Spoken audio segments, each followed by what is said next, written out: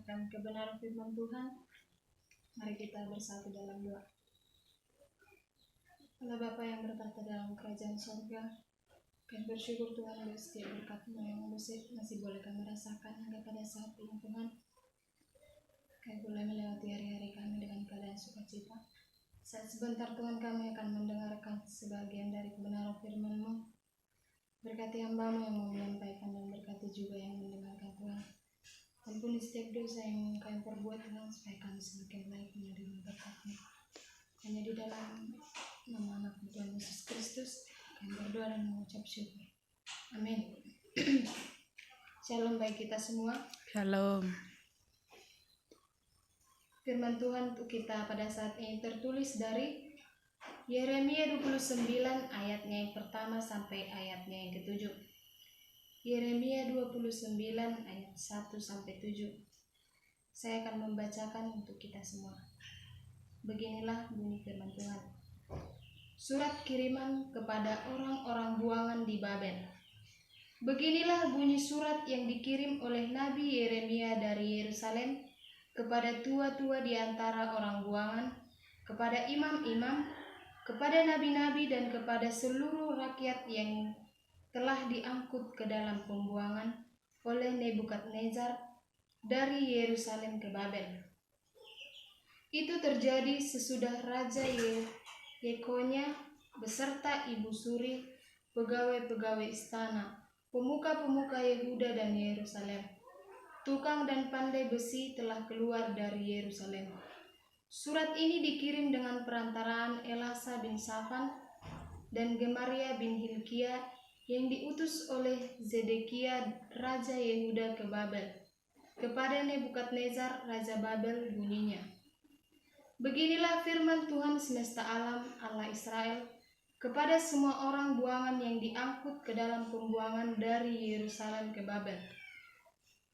Dirikanlah rumah untuk kamu diami, buatlah kebun untuk kamu nikmati hasilnya.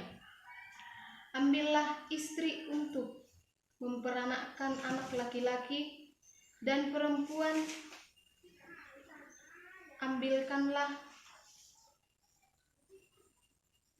Ambillah istri bagi anakmu laki-laki dan carikanlah suami bagi anakmu perempuan, supaya mereka melahirkan anak laki-laki dan perempuan, agar di sana kamu bertambah banyak dan jangan berkurang. Usahakanlah kesejahteraan kota kemana kamu aku buang. Dan berdoalah untuk kota itu kepada Tuhan, sebab kesejahteraannya adalah kesejahteraanmu juga. Sampai di situ pembacaan firman Tuhan yang menjadi tema dan judul dari perikop ini, yaitu mewujudkan kesejahteraan bersama. Apabila kita melihat judul atau tema pada saat ini, yaitu mewujudkan kesejahteraan bersama, yang menjadi topik utama yaitu kesejahteraan. Kesejahteraan atau sejahtera adalah suatu keadaan di mana keadaan yang menggambarkan hidup yang aman, makmur, dan juga tentram. Untuk mengusahakan suatu kesejahteraan kota bukanlah suatu kewajiban bagi orang yang memerintah di kota tersebut atau di tempat tersebut, melainkan kesejahteraan bersama yaitu merupakan tanggung jawab semua pihak, tanggung jawab semua elemen bangsa, termasuk juga warga gereja, supaya dapat untuk menghadirkan tanda-tanda kerajaan Allah dalam keadaan bentuk ketenteraman, kemakmuran, dan rasa aman. Dari perikop ini, ketika bangsa Israel tidak lagi mendengarkan firman atau peringatan Tuhan, maka pada saat itu juga orang Israel dibuang ke Babel. Pada saat di Babel, pada saat di pembuangan, Tuhan menyampaikan firman Nabi Yeremia kepada orang-orang Israel yang berada di pembuangan, yang bertujuan untuk membuat mereka memahami apa sebenarnya yang harus mereka perbuat selama di pembuangan. Bapak, Ibu, saudara-saudari yang terkasih, sama seperti kita pada saat ini, ketika kita tinggal di dalam kehidupan yang sementara ini, saat kesulitan atau kesedihan sedang kita hadapi, apakah yang harus kita lakukan untuk menghadapi itu? Dari judul atau tema di atas, yaitu mewujudkan kesejahteraan bersama. Apakah yang dapat kita lakukan untuk mewujudkan kesejahteraan bersama itu?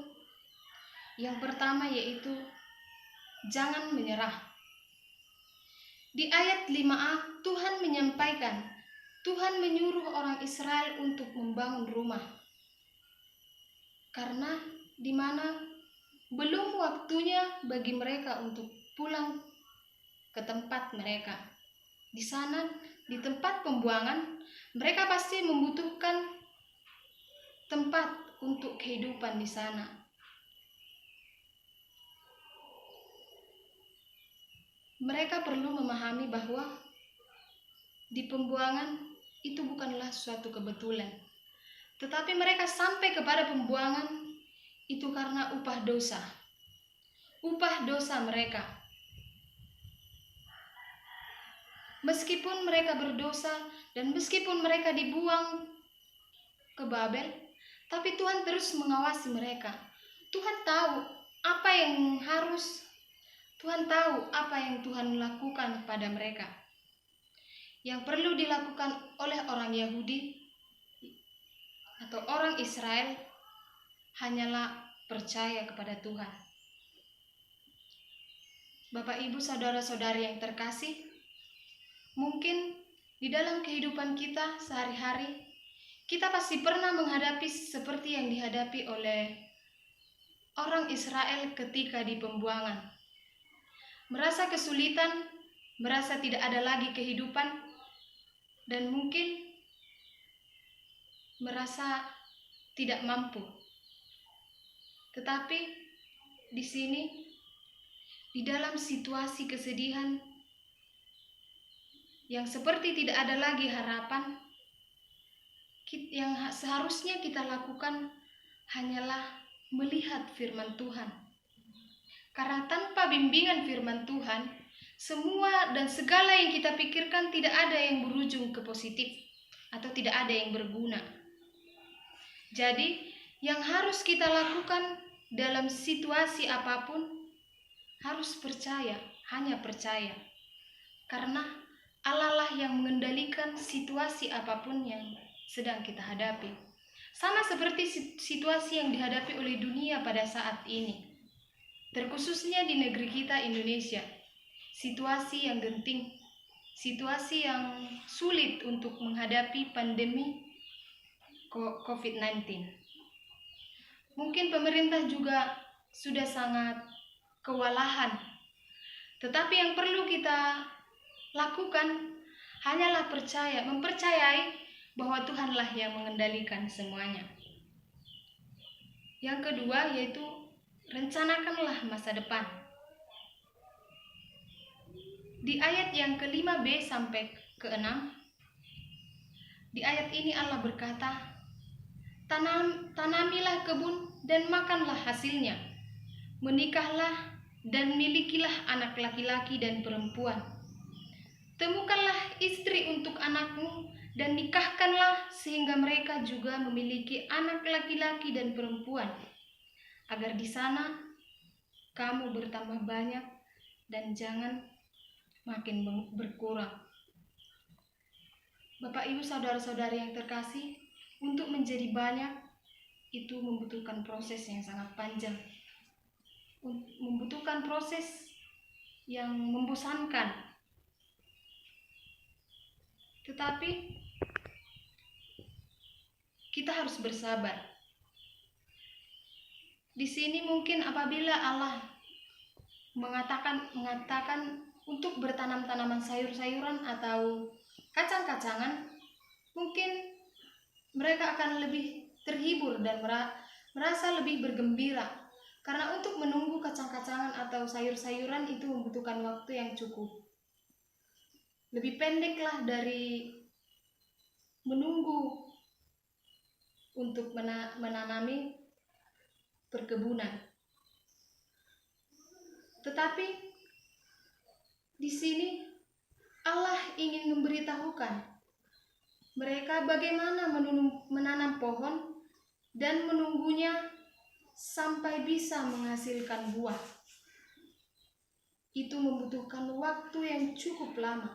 Sama seperti orang Israel ketika mereka berada di pembuangan. Mereka berada di pembuangan itu sangatlah waktu yang sangat panjang.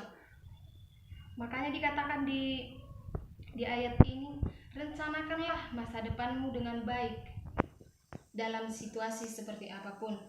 Mungkin apabila kita dalam situasi seperti itu, untuk berpikir ke depan, maju selangkah pun kita mungkin tidak mampu. Tetapi di sini Tuhan mengatakan untuk merencanakan masa depan. Dalam situasi yang sulit pun, saudara-saudari, Tuhan memiliki rencana bagi kita. Tuhan memiliki masa depan bagi kita. Mungkin tidak bisa kita pikirkan, tetapi Tuhan memikirkan masa depan kita.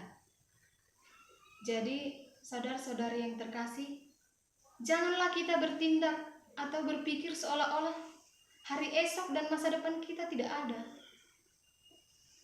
Tetapi marilah kita menguasai diri kita, menyerahkan diri kita kepada Tuhan.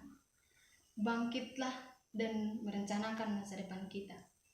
Yang ketiga yaitu melakukan sesuatu yang berdampak positif. Di sini Tuhan menyatakan, selama berada di pembuangan, pastikanlah untuk membuat atau melakukan sesuatu yang berdampak positif. Mereka harus menjadi orang yang bisa berpengaruh baik bagi sekitarnya. Untuk menjadi berpengaruh baik di sekitar kita, di sekitar yang tidak kita sukai, mungkin itu adalah suatu hal yang sulit dan mungkin tidak mampu kita lakukan. Namun, perintah ini memberi dorongan bagi orang Israel untuk menjalin hubungan yang baik dengan orang-orang di Babel. Bahkan, mereka harus membuat perdamaian dan kemakmuran di sana. Dengan demikian, mereka mulai belajar mengasihi musuhnya. Sama seperti sebuah lilin yang rela menerangi sebuah tempat yang gelap, meskipun lilin itu harus habis. Tetapi di dalam kehidupan kita, jadilah kita seperti lilin itu yang berdampak baik, berdampak positif di dalam kehidupan kita berada. Di dalam kehidupan kita yang serba berubah ini, di dalam konteks apapun, marilah kita belajar untuk membawa damai bagi orang-orang di sekitar kita. Kita mungkin tidak menyukai situasi yang sedang kita hadapi atau situasi yang sedang kita rasakan di sekitar kita. Tetapi firman Tuhan mengatakan bahwa kita harus memberikan dampak positif bagi mereka. Jadilah berdampak bagi sesama kita, berdampak baik akan menjadi berkat bagi diri kita sendiri. Dalam perikop ini diajarkan kepada kita, apabila kita dalam kondisi yang sama dengan Israel, kita harus mengingat bahwa tidak ada solusi yang lain selain dari mencari Tuhan. Kita akan dapat menemukannya dengan cara berdoa. Mungkin kita merasa penuh dengan kesedihan atau kegagalan, tetapi Tuhan berkata, kita bisa menemukannya. Bagaimana dengan kita saudara-saudari yang terkasih? Sudahkah kita bisa mewujudkan kesejahteraan di mana kita berada? Sudahkah kita bisa membawa dampak yang baik bagi tempat kita berada? Untuk itu saudara-saudari, marilah kita merenungkan firman ini sambil melakukannya di dalam kehidupan kita sehari-hari. Amin. Mari kita berdoa. Allah Bapa yang bertata dalam kerajaan surga, kami mengucap syukur Tuhan buat kesempatan yang Kau berikan kepada kami. Kami bersyukur Tuhan boleh mendengarkan sebagian dari firman-Mu. Biarlah Tuhan kami menjadi pelaku firman